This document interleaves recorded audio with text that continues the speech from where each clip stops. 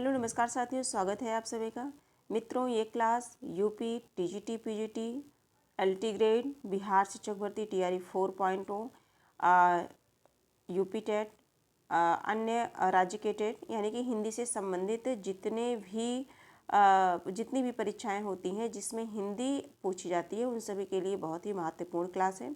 और इस क्लास में हम सभी संज्ञा से लेकर के अव्यय तक यानी कि संज्ञा, सर्वनाम, क्रिया, विशेषण, अव्यय, इन सब से किस तरह से प्रश्न बनते हैं परीक्षा में और विभिन्न प्रतियोगी परीक्षा में प्रश्न बने कैसे हैं, तो उन सभी को हम सभी यहाँ देखते हैं और अपनी तैयारी को बेहतर बनाने की कोशिश में हमेशा लगे रहते हैं।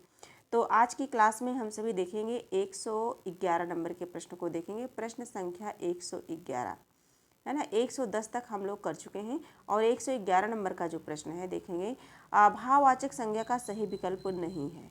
भाववाचक संज्ञा का सही विकल्प नहीं यानी कि सिलाई, भ्रातृत्व, दानवता, क्षुब्ध। तो सिलाई, भ्रातृत्व, दानवता ये सभी भाववाचक संज्ञाएं हैं और क्षुब्ध नहीं है। क्षुब्ध भाववाचक संज्ञा नहीं है। ठीक है, तो इस तरह से करेक्ट आंसर हमारा क्या हो जाएगा, डी हो जाएगा। आगे बढ़ते हैं हम सभी, हमारा 112 नंबर के प्रश्न को देखते हैं। प्रश्न संख्या 112, मध्यम पुरुषवाचक सर्वनाम का सही विकल्प है। मध्यम पुरुषवाचक सर्वनाम का सही विकल्प है। ऑप्शन ए है उसकी, बी है वह, सी है मेरे, डी है आप। तो देखिए, उत्तम पुरुष, पुरुष 3 है, उत्तम, मध्यम और अन्य। तो उत्तम पुरुष जैसे मैं, हम या हम लोग, मैंने, हमारा, मेरा, मुझको, ये सभी क्या है, उत्तम है। और मध्यम क्या है, तू, तुम, आप, तुम लोग या तुम्हें, तुमको, है ना, ये उत्तम पुरुष है। और अन्य पुरुष है यह, वह, वे, उनकी, उनसे। तो इसमें हम सभी को बताना है कि मध्यम पुरुषवाचक सर्वनाम क्या है।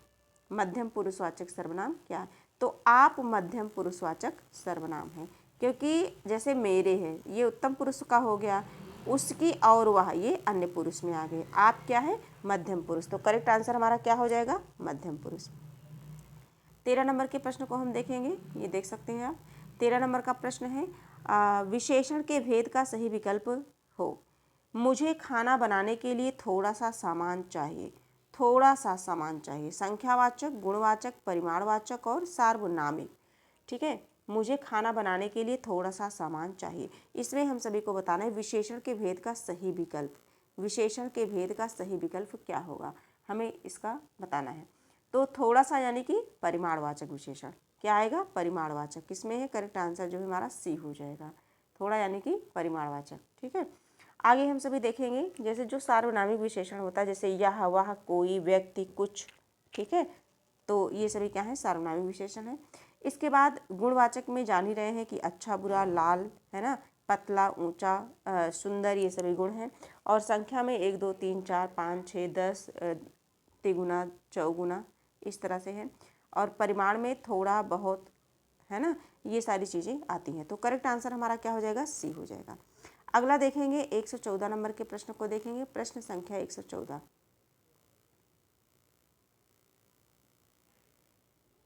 हमारे विद्यालय में 200 विद्यार्थी पढ़ते हैं।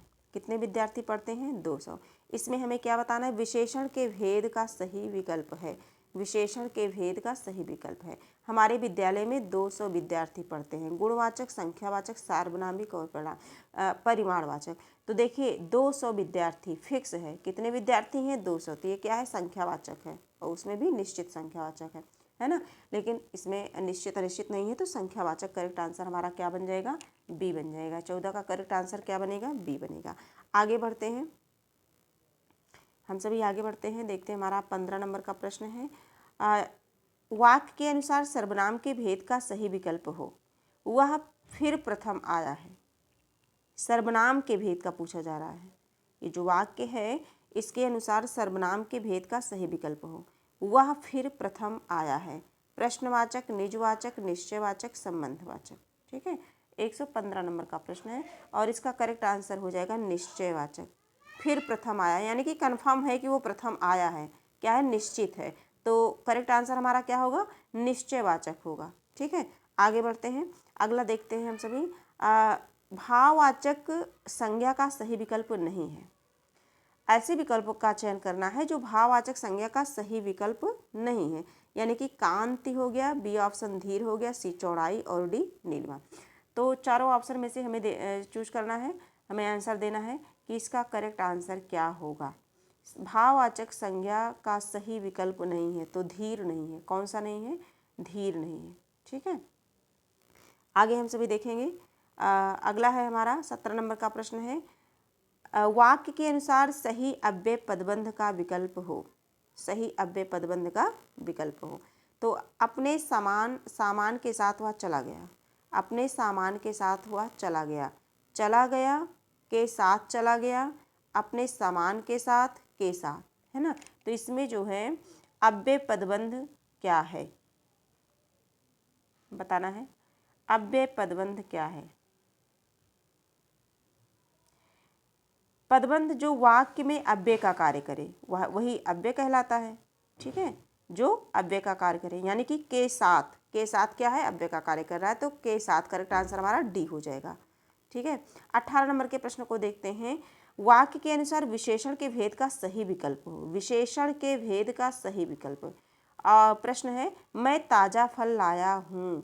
परिमाणवाचक, गुणवाचक, संख्यावाचक, सार्वनामिक, चारों में से बताना है कि मैं ताज़ा फल लाया हूँ। और DSSB PGT जो है 2021 का बना हुआ प्रश्न है। 118 नंबर का प्रश्न है। तो फल कैसा है? ताज़ा। फल की क्या बताई जा रही है? विशेषता, है ना, गुण बताया जा रहा है कि फल क्या है? ताज़ा है। तो गुणवाचक सर्वनाम हो जाएगा। क्या हो जाएगा?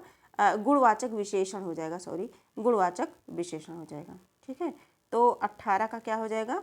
बी हो जाएगा। 19 नंबर के प्रश्नों को देखते हैं हम सभी। जातिवाचक संज्ञा का सही विकल्प नहीं है। जातिवाचक संज्ञा का सही विकल्प है पूछा गया है।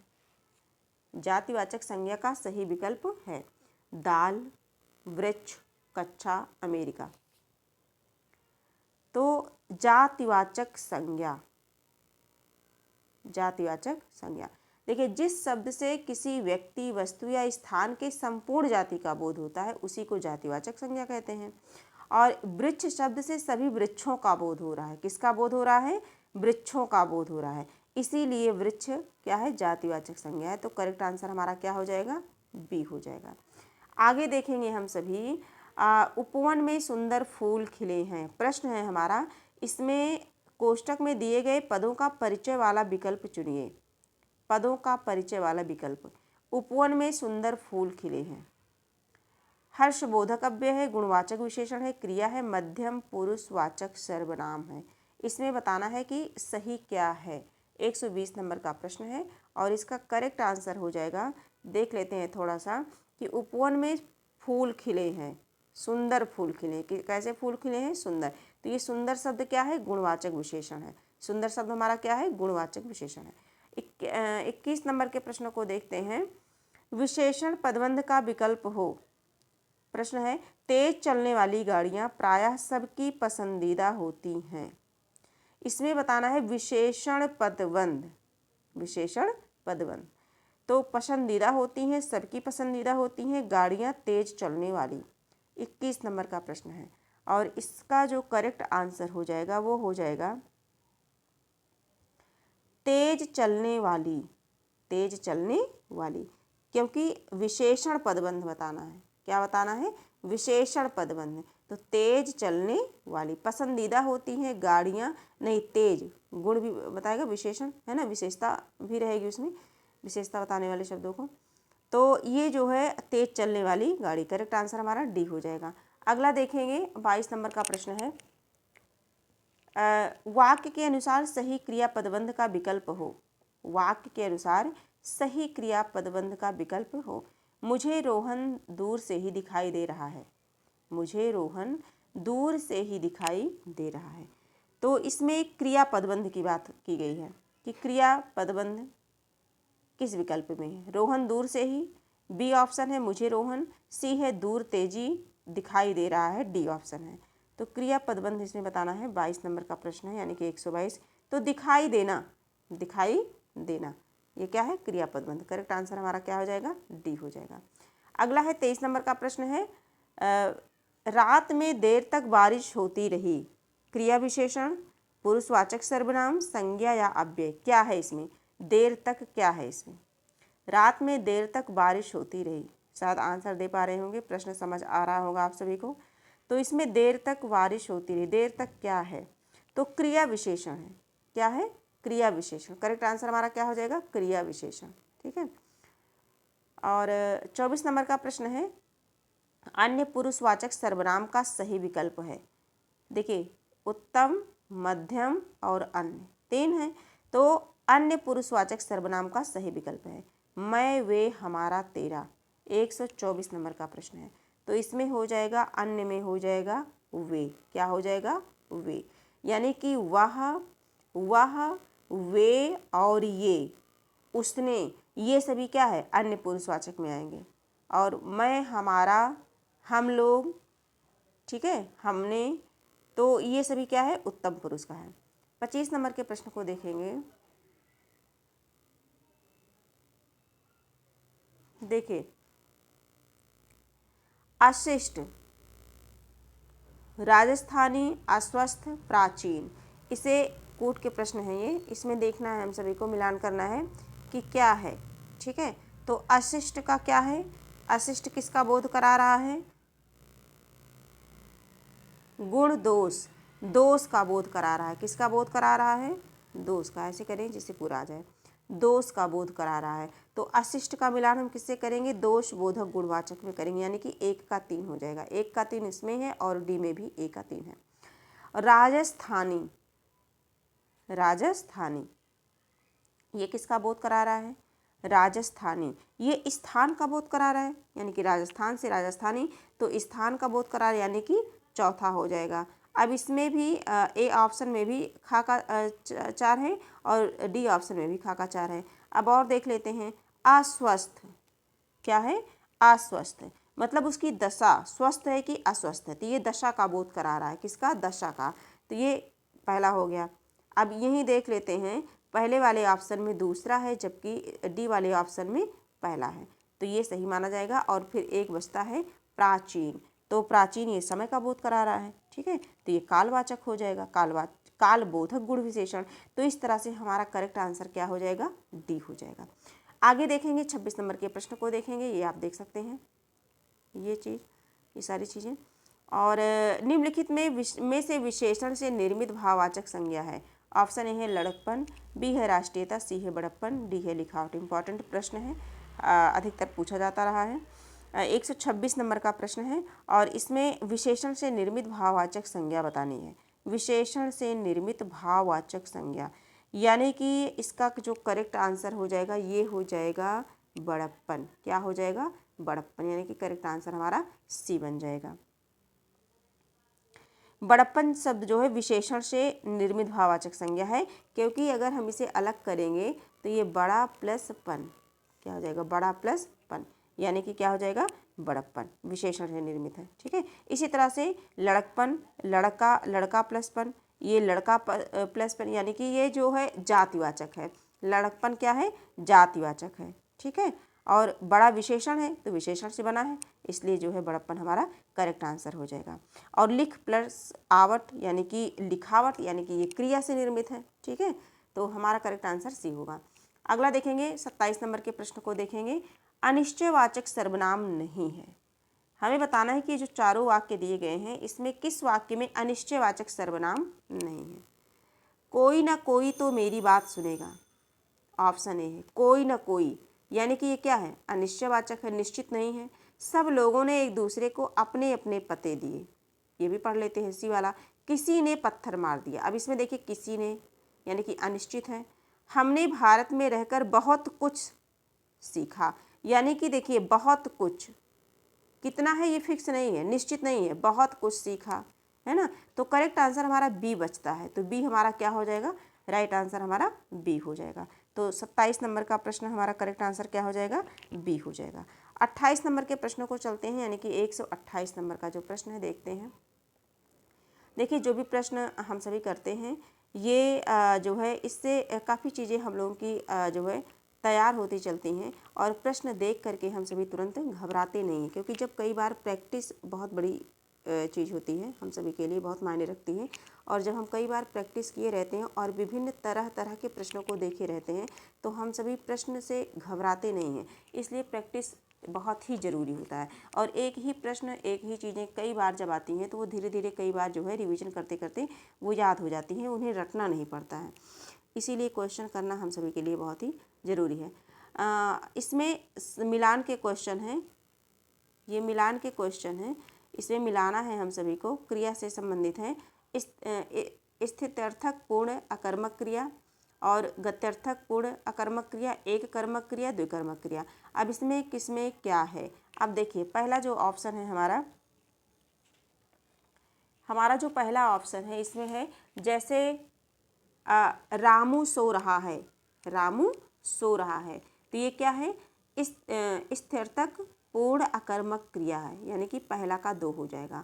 गत्यर्थक पूर्ण अकर्मक क्रिया, गत्यर्थक पूर्ण अकर्मक क्रिया यानी कि लड़का तालाब में तैर रहा है, गति कर रहा है, गत्यर्थक है ना, तो लड़का तालाब में तैर रहा है। खा का क्या हो जाएगा, 4 हो जाएगा। अब इस तरह से अगर देखा जाए तो का दूसरा ऑप्शन, अब ये देखिए डी वाले ऑप्शन में, थोड़ा इसे और कर लेते हैं, का ये डी वाले ऑप्शन में है।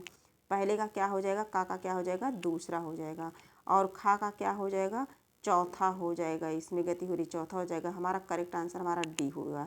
अब लेकिन देख लेते हैं, एक कर्मक क्रिया, लड़का पुस्तक पढ़ता है, लड़का जो है पुस्तक पढ़ रहा है, ये एक कर्मक है क्योंकि एक क्रिया हो रही है। द्विकर्मक क्रिया, माँ बच्चे को फल देती है, माँ बच्चे को फल देती है, इस तरह से। तो जो है इस तरह से करेक्ट आंसर हमारा डी होगा। ये देख सकते हैं आप।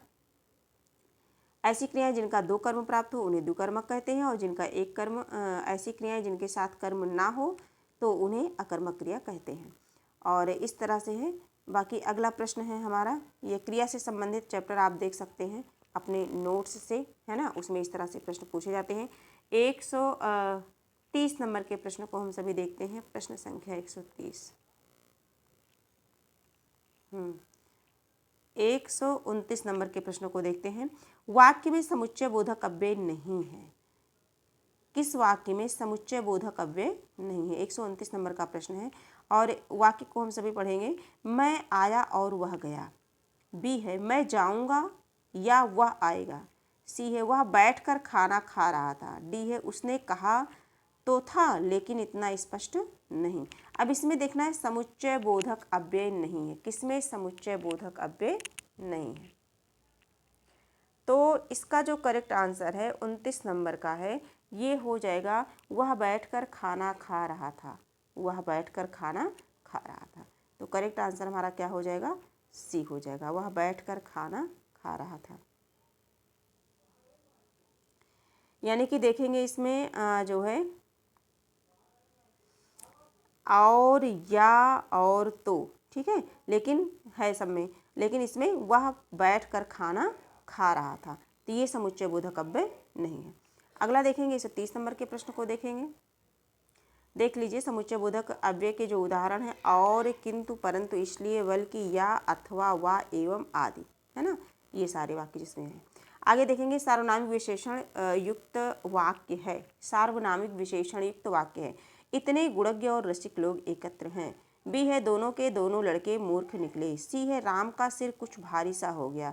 डी है उसे दवा दे दो, 2-2 घंटे बाद दीजिए, दी जाए, उसे दवा 2-2 घंटे बाद दी जाए। 130 नंबर का प्रश्न है। अब इसमें देखेंगे जो हमारा करेक्ट आंसर है सार्वनामिक विशेषण युक्त वाक्य है, तो इसमें हो जाएगा सार्वनामिक विशेषण युक्त वाक्य। तो इसे इतने गुणज्ञ और रसिक लोग एकत्र हैं, करेक्ट आंसर हमारा इसका ए हो जाएगा। ठीक है, तो इस तरह से हम लोगों ने देखा कि 20 प्रश्नों को देखा, 10 से लेकर के 30 तक 20 प्रश्नों को देखा, और ये 20 प्रश्न हिंदी ग्रामर के थे। किसके थे, हिंदी व्याकरण से संबंधित प्रश्न थे। और जैसा कि आप देख पा रहे हैं, है ना, कि विभिन्न प्रतियोगी परीक्षा में पूछे गए प्रश्न हैं, और जितने भी प्रश्न हैं बहुत ही इम्पॉर्टेंट हैं, आप देख सकते हैं। और आज की क्लास में इतना ही। डेली हम सभी कुछ न कुछ महत्वपूर्ण प्रश्नों को जो है पढ़ते रहेंगे, इनका रिवीजन करते रहेंगे। बाकी जिसके भी पास जो भी है आप अपने नोट्स से पढ़ते रहिए। और आज की क्लास यहीं कंप्लीट करते हैं। अगले दिन फिर मिलेंगे, तब तक के लिए धन्यवाद।